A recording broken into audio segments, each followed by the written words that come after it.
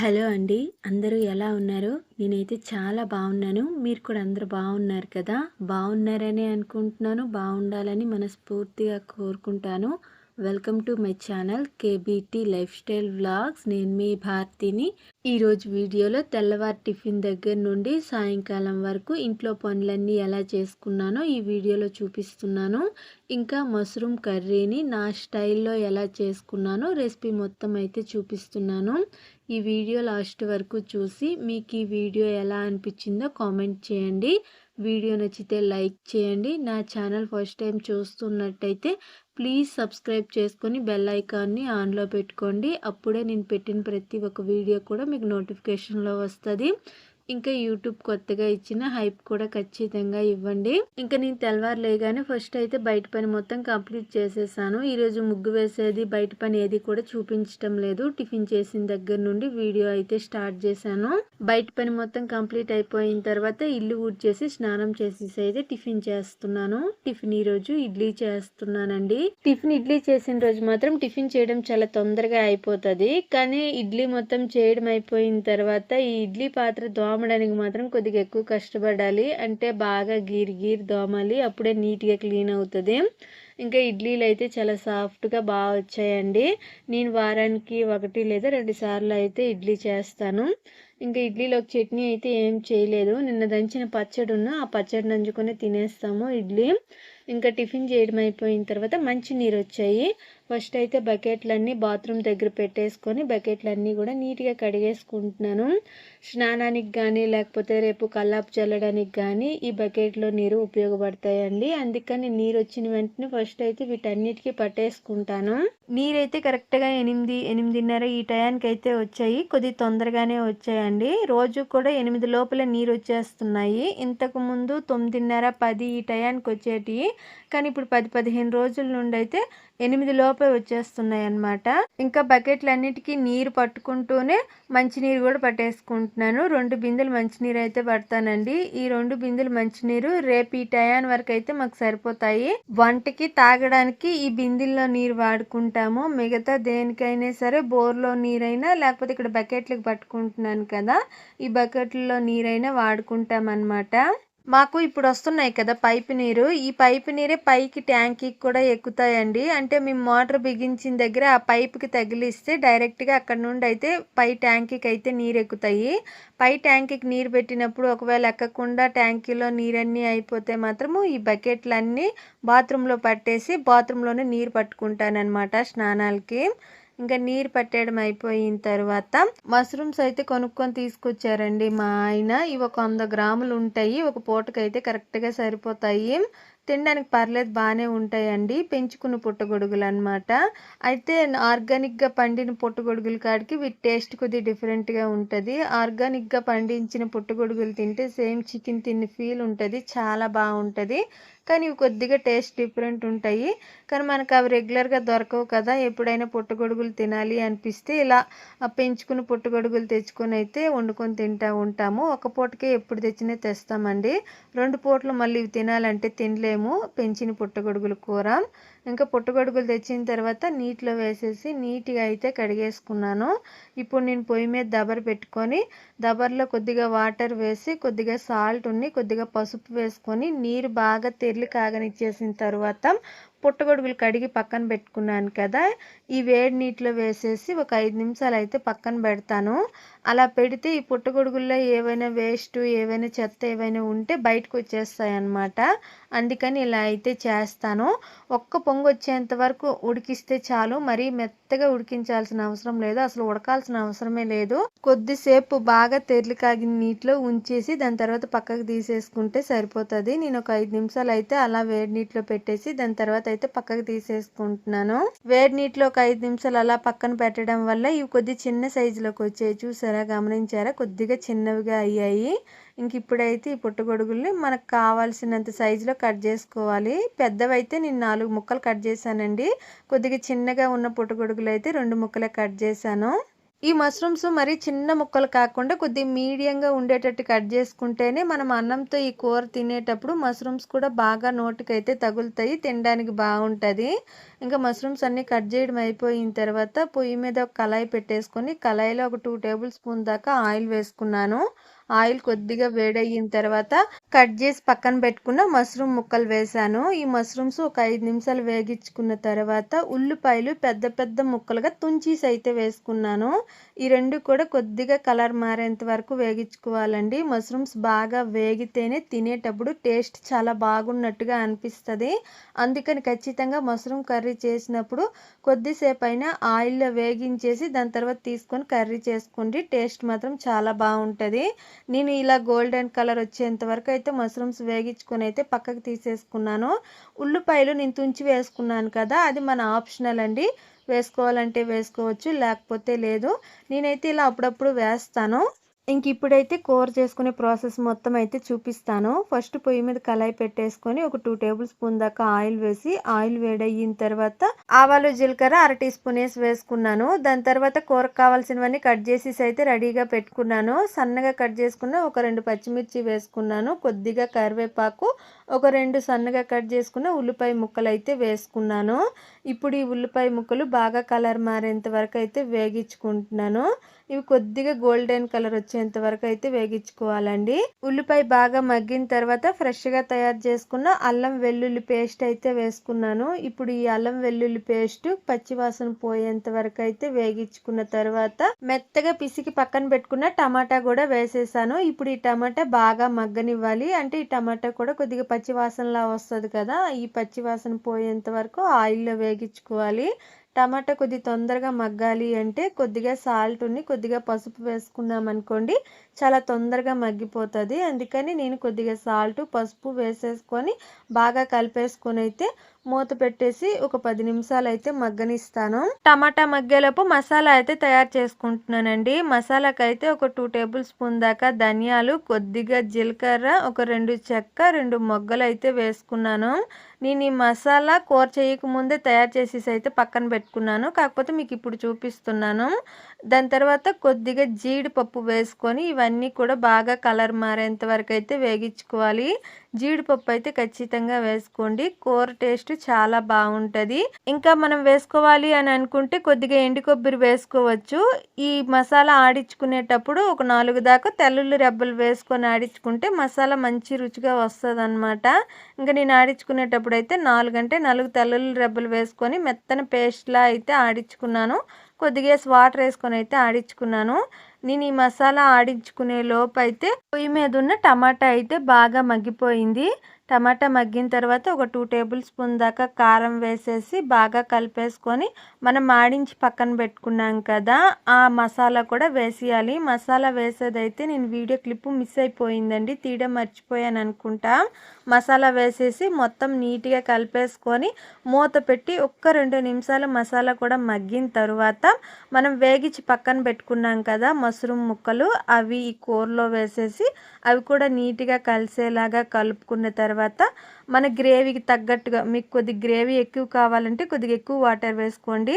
నాకైతే కొద్దిగా చిక్కగా కావాలనిపించింది, అందుకని ఒక గ్లాసు నీరు మాత్రమే వేసుకున్నాను. ఇప్పుడు ఒక 5 నిమిషాలు అయితే ఉడికించుకుంటాను. తొందరగానే మష్రూమ్స్ అయితే ఉడికిపోతాయండి, ఎక్కువ టైం అయితే ఏమీ పట్టదు. నేను వాటర్ కొద్దిగానే వేసుకున్నాను కాబట్టి ఆ వాటర్కి తగ్గట్టుగా ఉడికిపోయిన తర్వాత దించేస్తాను. నేను మళ్ళీ దించేటప్పుడు గ్రేవీ ఎలా ఉంచుకున్నానో చూపిస్తాను. ఇంకొక పక్క కూర ఉడుకుతుంటే ఇంకో పక్క అయితే మజ్జిగ చారు కోసం తాలింపు పెట్టుకుంటున్నాను. అంటే పెరుగు తీసుకొచ్చారు, బాగా చిలికేసి మజ్జిగలా చేసేసి అయితే మజ్జిగ చారు పెట్టుకుంటున్నాను. మా ఆయన అడిగారు అనమాట, మజ్జిగ చారు నువ్వు కొద్దిగా బాగా పెడతావు చెయ్యు, పెరుగు ప్యాకెట్ తెచ్చాను కదా అనేసి అయితే అడిగారు. అందుకని మజ్జిగ కూడా తాలింపు పెట్టేసుకుంటున్నాను అనమాట. ఇంకా తాలింపు పెట్టుకుంటూనే కూర ఇంకో పక్క ఉడుకుతుంది కదా, ఎలా ఉందో అనేసి మధ్య మధ్యలో తీసి కలుపుకొని అయితే ఉడికించుకుంటున్నాను. కూర గ్రేవీ అయితే చాలా బాగుందండి. ఇప్పుడు ప్రస్తుతానికి అయితే ఇంకొక 5 నిమిషాలు ఉడికించుకుంటే కూర అయితే రెడీ అయిపోతుంది. ఇంకా మజ్జిగ చారు కోసం పెట్టిన తాలింపు కూడా ఈ 5 నిమిషాల్లో ఏగిపోతుంది. ఇంకా వంట మొత్తం కూడా కంప్లీట్ అయిపోతుంది అనమాట. నేను వంట చేయడము కరెక్ట్‌గా 11 గంటలకైతే స్టార్ట్ చేశానండి. వంట మొత్తం పూర్తయ్యేటప్పటికి 12:30, 1 ఈ టైం అయిపోయింది. నార్మల్‌గా అయితే నాకు కూర చేయడానికి కరెక్ట్‌గా గంట టైం అయితే పడతది. వీడియో తీసుకుంటూ కూర చేశాననుకోండి, ఎలాగలేదన్నా సరే గంటన్నర, 2 గంటల టైం అయితే ఈజీగా పట్టేస్తదనమాట నాకు. అంటే కొద్దిగా లేట్ అవుతది. కెమెరా సెట్ చేసుకుంటూ వీడియో తీసి కూర చేయాలంటే. ఎప్పుడు చేసినా ఇంతేనండి. ఎంత తొందరగా చేయాలనుకున్నా సరే వీడియో తీసుకుంటూ ఏ పని చేసినా సరే నాకు కొద్దిగా లేట్ అయిపోతదనమాట.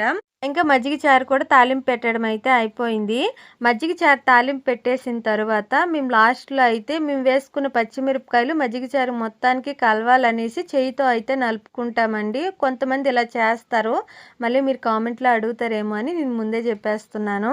ఇంకా కూర కూడా బాగా చిక్కగా అయితే ఉడికిపోయింది. లాస్ట్‌లో అయితే సన్నగా కట్ చేసుకున్న కొత్తిమీర కూడా వేసేసుకొని బాగా కలిపేసుకొని అయితే దించేసుకున్నాను. చూడండి కూర గ్రేవీ చూడండి ఎంత చిక్కగా ఎంత బాగా వచ్చిందో. కూర టేస్ట్ అయితే చాలా బాగా వచ్చింది. నాకైతే చాలా బాగా నచ్చింది. మీలో ఎంతమందికి మష్రూమ్స్ కర్రీ అంటే ఇష్టమో కామెంట్ చేయండి. ఇంకా మధ్యాహ్నానికి అయితే ఏమేమి చేశానో చూపిస్తున్నాను. వేడివేడి అన్నము, మష్రూమ్ కర్రీ, ఇంకా పెరుగు తాలింపు పెట్టుకున్నాను కదా, అదే మజ్జిగ చారు తాలింపు పెట్టుకున్నాను కదా, మజ్జిగ చారు, ఇంకా పచ్చడి నిన్న దంచిన పచ్చడి అనమాట. నిన్న సాయంకాలం దంచిన పచ్చడి. ఇంకా మధ్యాహ్నానికి అయితే ఇవే సింపుల్గా అయితే వంట చేశాను. ఇంకా నా వంట పని మొత్తం పూర్తయ్యేటప్పటికి టైం అయితే 1 ఈ టైం అయిపోయింది కదా, అందుకని వేడివేడిగా ఉన్నప్పుడు ఇంట్లో వాళ్ళందరికైతే పెట్టేస్తున్నాను. ఫస్ట్ అయితే ప్లేట్లో కూర పెట్టుకున్న తర్వాతే అన్నం పెట్టుకోవాలనేసి అయితే కామెంట్లో చెప్పారు. అందుకని ఫస్ట్ ప్లేట్లో కూర వేసేసుకొని దాని తర్వాత అయితే అన్నం పెట్టేశాను. ఇది మా అత్త కోసం పెట్టిన ప్లేట్ అండి. మా అత్తకు ఫస్ట్ అయితే అన్నం వేసేసి అయితే ఇచ్చేస్తున్నాను. దాని తర్వాత మా మావయ్యకి కూడా పెట్టేస్తాను. ఇంకా మా ఆయన కూడా ఇంటికాడే ఉన్నారు కాబట్టి తినేసి డ్యూటీ వచ్చిందనమాట. డ్యూటీకి వెళ్తారు. 2, 2:15 ఈ టయానికి అయితే ఇంటికాడ నుండి బయలుదేరుతారు. అందుకని ఫస్ట్ మా అత్త మా మావయ్యకి పెట్టేసిన తర్వాత మా ఆయనకి కూడా పెట్టేశాను అనమాట. ఇంకా మా వైష్ణవ్ అయితే ఇంటికాడ లేడు, స్కూల్కి వెళ్ళున్నాడు. వాడు స్కూల్ నుండి రాగానే అన్నం అయితే ఖచ్చితంగా అడుగుతాడండి. కొద్దిగా కూర కలిపేసి స్కూల్ నుండి రాగానే పెట్టేస్తాను. తినేసి కాసేపు ఆడుకొని దాని తర్వాత హోంవర్క్ చేసి మళ్ళీ రాత్రికి ఒకసారి తినేసి కాసేపు ఆడుకొని పడుకుంటాడనమాట. హోంవర్క్ చేయడానికి మాత్రం కొద్దిసేపు బతిమాలాలి. ఇంకా మా మావయ్యకి ఏమో కూర మాత్రమే వేశాను, పచ్చడి వేసుకోరు. అంటే మా మావయ్య కూరతో తింటే పచ్చడితో తినరు, పచ్చడితో తింటే కూరతో తినరు అనమాట. దేనికి దానికి సపరేట్గా తింటారు. మా అత్త మాత్రం ఖచ్చితంగా ఏ కూర ఉన్నా సరే పక్కన పచ్చడి వేయాలన్నమాట. కూర పచ్చడి 2 కూడా కలిపి తింటుంది. ఇంకా మా అత్త మా మావయ్యకి పెట్టేసిన తర్వాత మా ఆయనకి కూడా పెట్టేస్తున్నాను. మా ఆయనకి కూడా కొద్దిగా కూర కొద్దిగా పచ్చడి వేసేసి అయితే ఇచ్చేస్తున్నాను. ఇంక ఇంట్లో వాళ్ళందరికీ పెట్టేయడం అయిపోయి వాళ్ళు తినడం అయిపోయిన తర్వాత నేను కూడా వేసుకొని తినేసాను. దాని తర్వాత బన్నీకి కూడా కొద్దిగా అన్నం వేసి కొద్దిగా కూర వేసేసి కలిపేసి అయితే పెడుతున్నాను. మా బన్నీకి కూర వేసి పెడితేనే అన్నం తింటుందండి. నార్మల్గా వైట్ రైస్ పెడితే తినడం లేదు. ఇంతకుముందు కేవలం వైట్ రైస్ పెడితేనే తినేసేది. ఒకరోజు నార్మల్గా కూర మిగిలిందనేసి కలిపేసి పెట్టాను. ఇంకప్పటి నుండి కూర వేసి కలిపేసి పెడితేనే అన్నం తింటుంది, లేకపోతే తినడం మానేస్తుంది. పెట్టిన అన్నం అలా వదిలేస్తుంది అనమాట. అందుకని నేను ఏ కూర చేసినా సరే ఖచ్చితంగా కలిపేసి పెడుతున్నాను. నాకు ఒకరు కామెంట్లో అయితే అడిగారు రీసెంట్గానే, డాగ్స్ అన్ని రకాల కర్రీస్ తింటాయా, అలా తినవు కదా అనేసి అయితే కామెంట్ చేశారు. మనం డాగ్స్కి అలా అలవాటు చేస్తే అవి అలా అలవాటు అవుతాయండి. కొంతమంది డాగ్స్కి కేవలం పాలు, పెరుగు, మజ్జిగ ఇవి మాత్రమే వేసేసి అన్నం పెడతారు. కొంతమంది చికెన్ మాత్రమే వేసేసి అయితే అన్నం పెడతారు. కొంతమంది వాళ్ళు ఏది తింటే అదైతే పెడతారు. మేమేం తింటామో అది కుక్కకైతే పెడతామండి. అదే మా బన్నీకి అయితే పెడతాము. అది కూడా మేము ఎలా తింటామో అలా ఇష్టంగా తింటుంది. మా బన్నీ అయితే దాని ఆరోగ్యం బాగుండాలి కానీ నేను పెట్టిన అన్నం అయితే నీట్గా తినేస్తుందండి. ఇంకా మా ఆయన అన్నం తినడం అయిపోయిన తర్వాత 2, 2:15 ఈ టయానికి అయితే డ్యూటీకి అయితే బయలుదేరారు.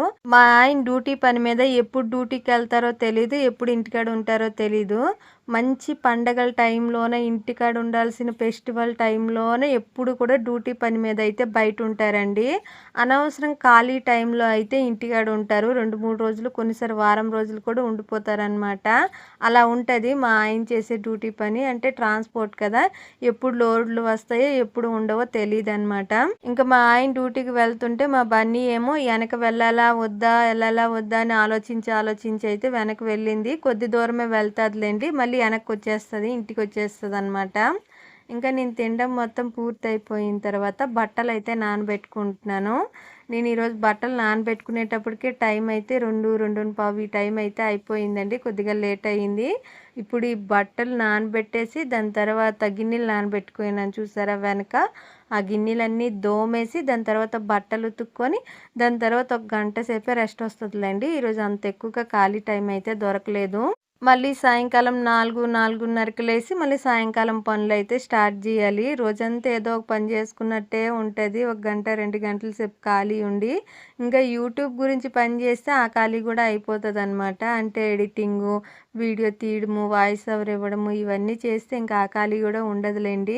చాలా మందికి ఫేస్‌బుక్‌లో గానీ, యూట్యూబ్‌లో గానీ దేంట్లో అయినా సరే వీడియోస్ చూస్తున్నప్పుడు వీడియోస్ తీయడం ఏంటి చాలా సింపుల్ గదా! వీడియో తీసేసి అప్‌లోడ్ చేసేయడమే కదా! అన్నంత ఈజీగా అనిపిస్తది. నాకు కూడా యూట్యూబ్, ఫేస్‌బుక్ ఇవి స్టార్ట్ చేయక ముందైతే అలానే అనిపిచ్చేదండి. కానీ నేను యూట్యూబ్‌లోకొచ్చిన తర్వాత దీంట్లో ఎంత కష్టం ఉంటదో నాకు కూడా క్లియర్‌గా అర్థమైంది. చాలా కష్టం ఉంటదండి. మెయిన్ ఎక్కువ టైం ప్రాసెస్ అయితే ఉంటది. చాలా ఎక్కువ టైం పడతదనమాట. నాకు వీడియో తీయడానికి టైము ఎప్పుడు పని అప్పుడు చేసినప్పుడు తీస్తాను. దానికోసం పోనీ అదొక పనిగా లెక్కేయకపోయినా సరే నాకు ఎడిటింగ్‌కి మినిమమ్ ఒక 2 గంటలు, 2:30 గంట సేపయితే పడతది ఖచ్చితంగా ఎడిటింగ్‌కి. మళ్ళీ ఎడిటింగ్ జేయడం అయిపోయిన తర్వాత వాయిస్ ఓవర్ ఇస్తాను జూసారా? ఈ వాయిస్ ఓవర్‌కయితే నా తలలో ప్రాణం తోక్కొస్తదనుకోండి. ఎన్ని సార్లు టేక్ ఓవర్ తీసుకుంటానో నాకే తెలీదు.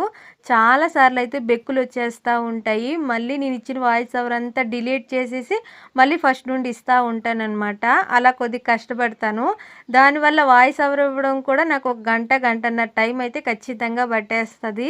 ఇంకా వీడియో మొత్తము ఎడిటింగ్ చేయడము, వాయిస్ ఓవర్ ఇవ్వడము ఇదంతా అయిపోయిన తర్వాత మళ్ళా అప్‌లోడ్ చేయడానికి కూడా కొద్దిగా టైం పడతది. అంటే ట్యాగ్సు, డిస్క్రిప్షను, టైటిలు ఇవన్నీ ఇవ్వాలి కాబట్టి దానికి కూడా కొద్దిగా టైం పడతది.